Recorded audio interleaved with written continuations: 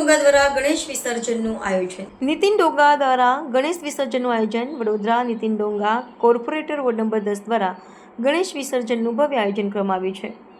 ગણેશ વિસર્જન માટે ગૌમુખ ગંગોત્રીના પવિત્ર જળથી ભરેલું એક કૃત્રિમ તળાવ બનાવવામાં આવ્યું છે. આ તળાવમાં જ ગજાનંદ ગણપતિ મહારાજના વિસર્જનની વ્યવસ્થા કરવામાં આવી છે. આ કાર્યક્રમમાં ઉપસ્થિત રહેવા માટે નીતિન ડોંગાએ તમામ ભક્તોને ભાવભર્યું આમંત્રણ આપ્યું છે. અહીં ખાસ ઉલ્લેખ કરવામાં આવ્યો છે કે લાયક ભક્તોને 2 ફૂટથી મોટી મૂર્તિ લાવવાની વિનંતી નથી. આ 5મું વર્ષ છે જય ભોલે યુવક મંડળના સહકારથી અહીંયા અમે કૃત્રિમ તળાવ બનાવ્યું છે અને એની અંદર આજે અમે ગૌમુખ ગંગોત્રીના પવિત્ર ગંગાજળ જે છે એનું અહીંયા અંદર મિશ્રિત કર્યું છે. મારી સાથે તમામ કાર્યકર્તાઓ પણ ઉપસ્થિત હતા. હું વડોદરા શહેરના તમામ નગરજનોને ગણેશ ચતુર્થીની ખૂબ ખૂબ શુભેચ્છાઓ પાઠવું છું. સાથે સાથે દરેકને ભાવપૂર્વક અમે આમંત્રિત કરીએ છીએ કે આવો 2 ફૂટ સુધીની કોઈ પણ પ્રતિમાઓ હોય, પીઓપીની હોય ચાહે માટીની હોય, એ અહીંયા વિસર્જિત થઈ શકશે. એટલે અને પોતાના હાથે જ વિસર્જિત કરવાની હોય છે. અહીંયા કોઈપણ જાતનો ચાર્જ લેવામાં આવતો નથી. સાથે સાથે પર્યાવરણને પણ ધ્યાનમાં રાખી, સ્વચ્છતાને ધ્યાનમાં રાખી અને ફૂલમાળા જે છે એ અલગ મૂકવામાં આવે છે, શ્રીફળ છે એ અલગ મૂકવામાં આવે છે.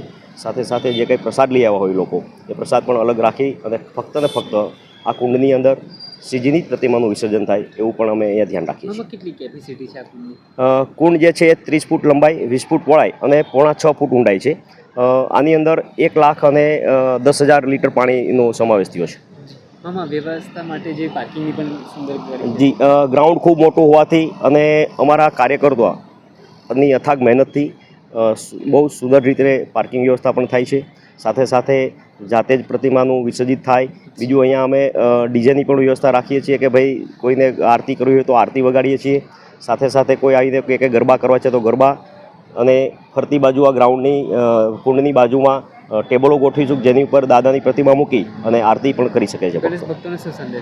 ગણેશ ભક્તોને તો હું ખૂબ ખૂબ હૃદયપૂર્વક આભાર વ્યક્ત કરું છું કે હિન્દુ સંસ્કૃતિને ટકાવવા માટે જે રીતે ઉત્સાહભેર 10 દિવસ સુધી પ્રતિમાની સ્થાપના કરે છે, દાદાનું આરતી ઉતારી અને જે રીતે હિન્દુત્વને જાગૃત રાખી રહ્યા છે, એ બદલ હું તમામ ગણેશ ભક્તોનો હૃદયપૂર્વક આભાર વ્યક્ત કરું છું.